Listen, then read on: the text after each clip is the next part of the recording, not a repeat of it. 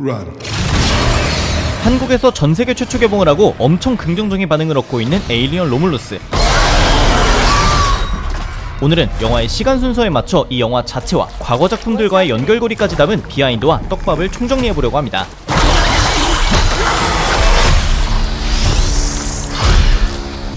다음으로 로뮬루스는 에이리언 획득에 미쳐있는 회사 웨이랜드 유타니가 에이리언의 고치처럼 보이는 무엇인가를 획득하는 장면으로 시작되는데, 이 과정에서 그들이 방문하는 우주의 구역 이름은 제타2 레티쿨리라고 표현되었고, 이는 에일리언 1편에서 언급되었던 구역이자 당시 노스트로모호가 자폭한 구역이기도 한데, 즉 명불허전 웨이랜드 유타니답게 노스트로모호의 신호가 끊긴 곳을 추적한 끝에 죽은 승무원들을 어떻게 찾아볼 생각도 하지 않고 역시나 에이리언의 흔적부터 찾은 것이고 기어코 획득한 것입니다. 이후 영화는 지구로부터 65광년 떨어진 잭슨의 별이라는 이름의 행성으로 넘어가는데, 이렇게 인간들이 외계 행성에서 대규모 사회를 이렇게 거주하는 모습은 놀랍게도 에이리언 시리즈에선 처음으로 제대로 보여준 것으로, 지구가 아닌 다른 환경이 얼마나 살기 척박한지, 또 웨이랜드 유타니가 얼마나 사람들을 노동자로 갈아넣고 있는지를 보여주는 아주 좋은 예시였습니다. 페데 알바레즈 감독은 이런 설정들의 근간은 에이리언2의 삭제 장면을 살펴보던 중 아이들이 식민지 건설 현장에서 노는 모습을 보고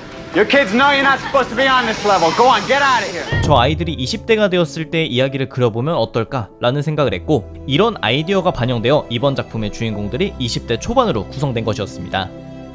이후 수면장치를 획득하기 위해 주인공들은 르네상스호로 향하게 되는데, 개인적으로 우주선 곳곳을 보며 매우 놀랄 수밖에 없었던 게 2014년작 게임 에이리언 아이솔레이션에 정말 많은 요소들을 발견할 수 있다는 것이었습니다. 레버를 아래로 당겨서 일시적으로 전원을 공급하는 발전기,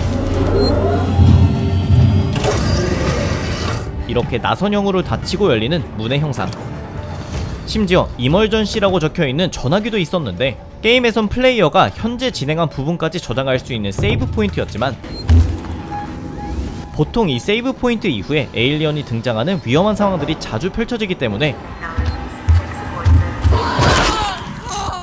감독님은 이 전화기가 게임의 떡밥이자 긴장감을 유도하기 위한 장치였다고 밝혔습니다. 심지어 난장판이 된 기지 곳곳의 분위기나 비주얼도 게임과 유사한 부분들이 굉장히 많은데, 이는 감독님이 해당 게임을 너무 재밌게 했을 뿐 아니라 에이리언 영화가 이 게임의 분위기로 제작된다면 얼마나 무서울까를 감독으로 결정되기 한참 전부터 꿈꿔왔다고 하니, 이런 점들이 영화에 적극 반영된 것입니다.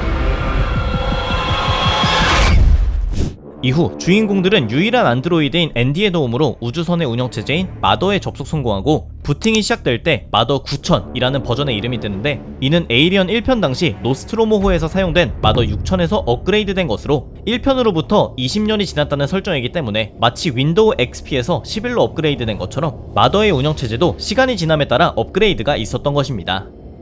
이후 르네상스 스테이션에 진입한 그들은 로뮬루스와 레무스로 나뉘어 있는 이 정거장에 대한 안내 방송을 듣게 되는데, 이때 화면에는 늑대가 아이 2명에게 젖을 먹이는 로고가 잡히고, 이는 로마의 창시자들인 로뮬루스와 레무스 형제가 유아 시절 강에 버려졌으나 운 좋게 한 늑대가 아이들을 발견해 젖을 먹였다는 신화를 의미하는 로고입니다.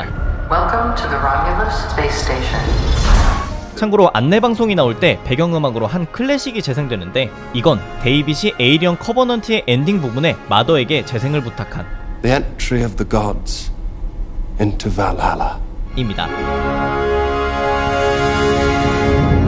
그리고 그 직후 사실은 인간들만 이바가로 갈 수 있고 안드로이드인 앤디는 갈 수 없다는 진실을 비오른이라는 다소 과격한 친구가 밝히는데, 이때 모욕적인 그의 표현을 들은 앤디는 인조인간으로 불러주세요 라는 대사를 치고, 이는 에이리언2에 등장한 비숍이라는 안드로이드가 리플리에게 했던 대사와 동일합니다. You never said anything about an android being on board. Why not?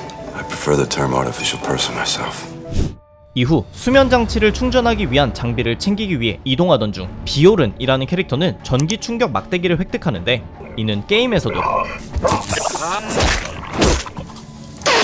에이리언 1편에서도 등장하는 웨이랜드 유타니의 대표적인 무기입니다. 이후 영화의 대표적인 하이라이트인 페이스허거 장면이 나오는데, What the fuck was that? 일단 에일리언 로뮬루스는 페이스허거가 알에서 부화하지 않은 시리즈 최초의 영화이고, 시리즈 중 가장 많은 페이스허거가 등장하기도 했으며, 대부분의 장면에서 CG가 아닌 실제 페이스허거 모형들이 사용되었는데, 이놈들은 손가락부터 사람의 입에 집어넣는 촉수까지 모두 움직이는 게 가능한 애니메트로닉으로 제작되었고, 조금 과격한 움직임이 필요한 경우엔 이렇게 직접 스태프가 움직였지만 손가락 등의 움직임은 그 와중에도 전자적으로 조종한 것입니다. 참고로 충격적인 장면 중 하나였던 페이스허거를 나바로라는 친구에게서 떼어내는 것도 실제 모형으로 촬영되었는데, 소품팀이 이 장면을 위해서 엄청나게 많은 윤활유를 페이스허거에게 발라놓았고, 때문에 촬영 중에 입을 자주 헹궈야 했다고 배우 본인이 밝혔습니다.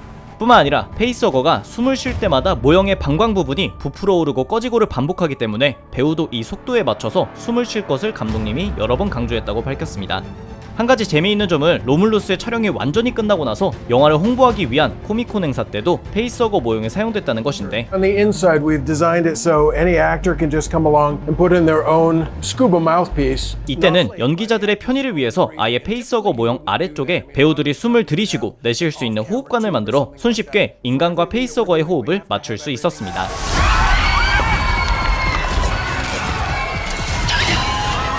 페이스허거를 언급한 김에 이번 영화에 잠깐 등장한 체스트버스터도 이야기해보자면, 이 장면은 감독님 피셜 단 하나의 CG도 사용되지 않았던 장면으로, 심지어 체스트버스터의 미묘한 움직임은 특수효과 전문가인 알렉 길리스가 직접 한 것이었다고 밝혔고, 또 한 가지 주목해볼 만한 점은 체스트버스터가 튀어나오기 직전 나바로가 나지막하게 중국어로 이야기하는 부분인데, 해당 대사는 자막 처리되지 않았지만 조상님 우리 5명을 지켜주세요 라는 멘트로 나바로는 안드로이드인 앤디를 사람 취급하지 않기에 주인공 6명이 아닌 인간들인 5명만 지켜달라고 한 것이라는 깨알 디테일도 있습니다. 대망의 제노모프의 경우 가장 다양하게 활용될 수 있도록 여러 버전들을 만들었다고 하는데, 사람이 직접 머리 부분을 쓰고 움직일 수 있는 버전, 카메라 장비에 매달아 놓고 점프까지 가능한 버전, 애니메트로닉으로 제작되어 손가락을 비롯한 관절을 움직일 수 있는 버전 등인데, 심지어 입에서 튀어나오는 공격형 촉수도 애니메트로닉의 일부였으며, 제노모프가 완성형으로 부화하는 장면마저도 실물로 제작된 모형을 촬영한 것으로, 이번 영화는 대규모 전투씬들을 제외한 클로즈업 촬영에선 실제 제노모프 모형이 대부분의 경우에 활용되었습니다. 여기에 제작진들이 제노모프의 끈적거리는 질감을 연출하기 위해 계속해서 윤활유를 덧발랐고, 안 그래도 소름 돋는 비주얼과 크기인데, 감독님이 제노모프 장면 촬영 현장에선 배우들이 긴장할 수 있게 소름 돋는 음악과 함께 놈들의 발자국 소리도 재생해 놓았고, 덕분에 현장에서도 또 영화적으로도 진짜라는 느낌을 줄 수 있을 만큼 제작자들의 총체적인 진짜 공포에 대한 집착을 느낄 수 있는 포인트였습니다. 참고로 에이리언 시리즈에서 가장 중요한 게 이 괴물들이다 보니, 감독님은 1979년부터 현재까지 에이리언의 특수효과 제작에 참여했던 요주의 팀들을 모두 한자리에 모았는데, 서로 다른 회사들이었지만 기술까지 공유해가며 이 특수효과들을 제작했고, 덕분에 그 어느 때보다도 사실적인 특수효과 제작이 가능했던 것입니다. 이런 사실적인 느낌을 언급한 김에 몇 가지 배우들의 몰입을 위해 감독님이 푼 썰들도 있는데, 첫 번째는 영화 촬영을 실제 영화의 줄거리 순서대로 했다는 것입니다. 일반적으로 영화의 촬영 스케줄이나 환경에 따라 결말을 먼저 찍고 영화의 인트로를 나중에 찍는 등 뒤죽박죽인 경우가 많은데, 로물루스의 경우엔 배우들의 몰입을 위해 순서대로 했다는 것입니다.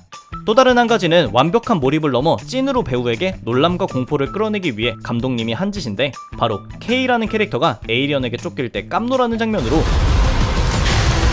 배우에게 알리지 않고 얼음물을 부어버렸다고 합니다. 다시 영화의 줄거리 순서로 돌아와서 나바로가 페이스허거에게 잡히고 난 이후 주인공 무리는 드디어 인공지능 룩과 마주하게 되는데, 에이리언 1편을 기억하시는 분들은 이놈의 외형이 노스트로모의 승무원 중 하나였던 안드로이드 애쉬와 똑같이 생겼다는 점을 파악하셨을 것이고, 국내에선 반지의 제왕 시리즈의 빌보 베긴스 역의 배우로 유명하기도 한데, 하지만 배우 본인은 2020년에 돌아가셨기에 CG로 대체되었고, 성우도 다니엘 베츠라는 배우가 진행했습니다.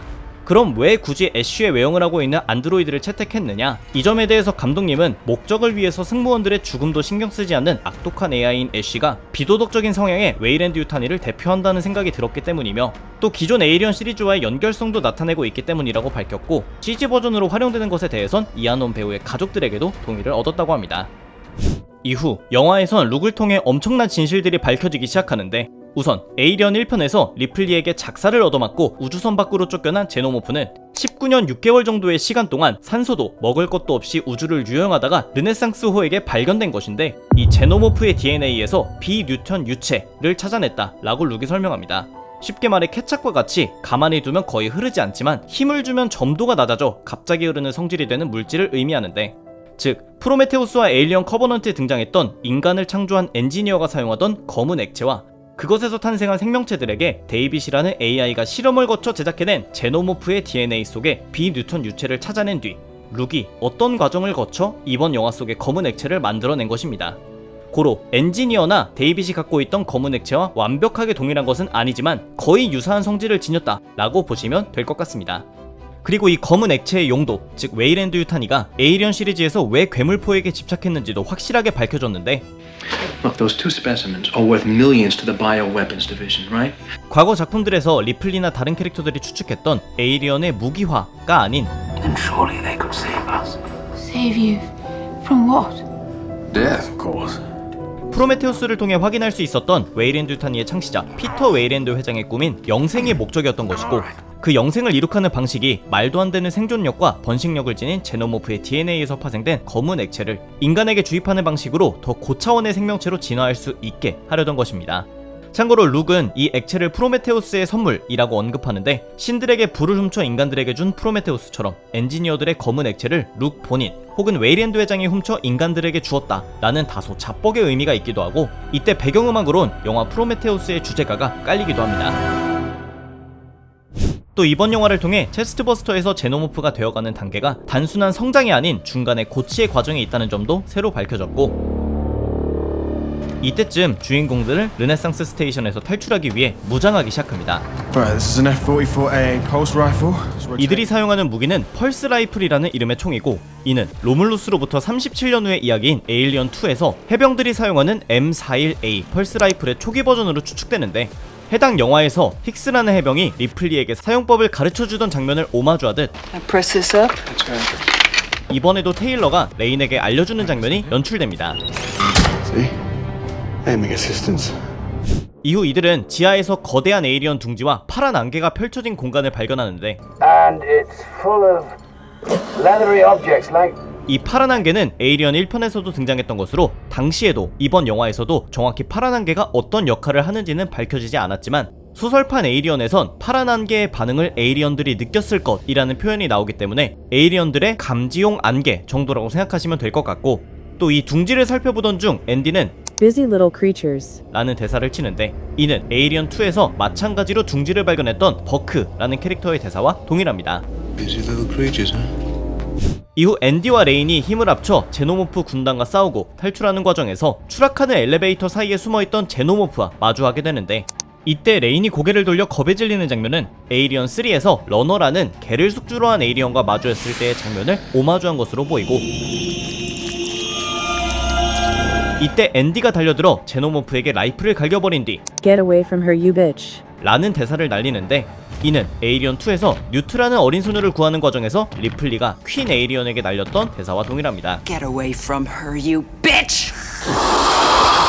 그리고 모든 게 끝난 줄 알았던 결말부에선 가장 징그러웠던 새로운 타입의 에이리언이 태어나는데 시리즈 최초로 인간의 자연분만으로 태어난 괴생명체가 등장한 것이며 이것의 탄생 조건은 임신한 여성이 검은 액체를 혈액에 주입할 경우라는 것으로 프로메테우스에 나왔던 임신이 불가능한 여성이 검은 액체에 감염된 남성과 성관계를 해서 탄생한 괴생명체와 다르고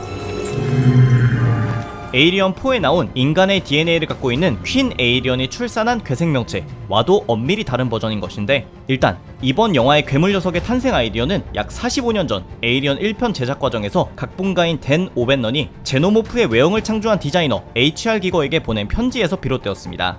당시 편지에는 에이리언이 숙주를 떠난 후 거대하고 기형적인 아기를 연상시키는 디자인이었으면 좋겠다 라고 제안했는데 결과적으로는 HR 기거의 스타일을 완전히 살린 생체 기계 스타일이 담긴 제노모프의 모습으로 결정되었지만 이 편지에 담겼던 아이디어가 약 45년 뒤 개봉한 에일리언 로물루스에서 활용된 것입니다. 또 프로메테우스를 보신 분들은 이번에 나온 괴생명체의 얼굴이 엔지니어의 것과 굉장히 유사하다는 것을 파악하셨을 텐데 이는 감독님이 괴물의 디자인을 결정할 때 프로메테우스와 에이리언 커버넌트의 신화를 좀 더 고려했기 때문이라고 밝혔고 자신은 검은 액체를 제노모프의 정액이라고 생각하기 때문에 만약 인간과 제노모프의 자손이 있다면 어떻게 생겼을지를 생각하다 보니 탄생한 녀석이라고 밝혔습니다. 이후 레인은 혼자서 싸움을 이어나가게 되고 결과적으로 에이리언 4와 유사한 방식으로 전투가 끝이 나긴 하는데 약간 다른 점은 에이리언 4에선 우주선에 난 작은 구멍으로 뉴본 에이리언이 찢겨져 나가듯 빨려가고 이번 영화에선 구멍의 크기가 좀 거대해졌다는 것입니다. 그리고 대망의 결말부에선 유일한 생존자인 레인이 여느 에이리언 시리즈의 결말부와 같이 동면에 들며 메시지를 남기고 끝이 납니다. This is Ripley, last survivor of the Nostromo. Signing off. 까지가 제가 발견할 수 있었던 에이리언 로뮬루스에 담겨있는 떡밥과 비하인드였습니다. 오늘의 영상도 재밌거나 도움이 되셨다면 추가 댓글 그리고 구독도 부탁드립니다. 감사합니다. 지금까지 삐맨이었습니다.